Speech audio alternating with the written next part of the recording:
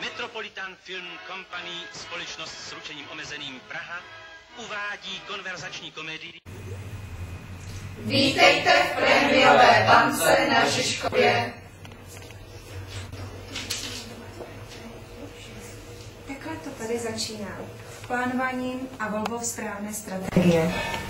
Dobrý den, jaké je vaše přání? Tak vítám klienty u nás v bance.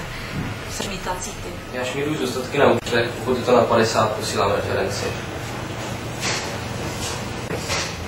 Já zjišťuju potřeby klienta a pokud zjistím, že má vysoký příjem a depozita nad 500 000, posílám na Locko na rozbankování. Nejdříve klienta vyspovídám.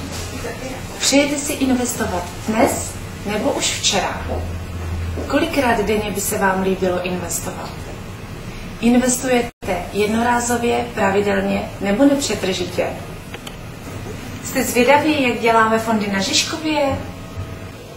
A dá se to i namíchat? Samozřejmě.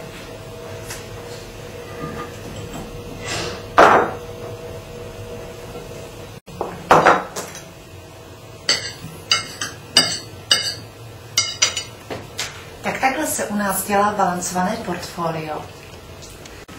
Takhle vybereme strategii a pak si už jen vychutnáváme fondy.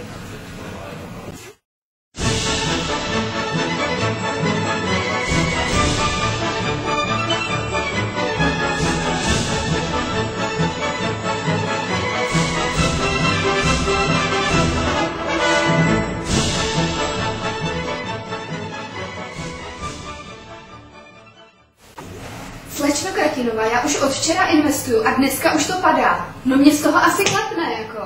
Tak to je nejlepší čas se pojistit. Znáte naše nejlepší pojistky na Žižkově? Takhle jednoduše pracujeme s pojistkama.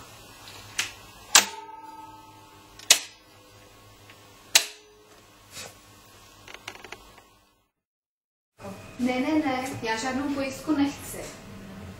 Když klient řekne ne, tak to znamená možná. Když klient řekne možná, tak to znamená ano. A když klient řekne ano, tak mu jenom ukážu, kde to má podepsat.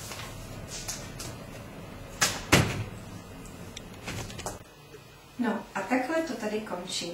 Investice 615%, pojistky 300% plnění.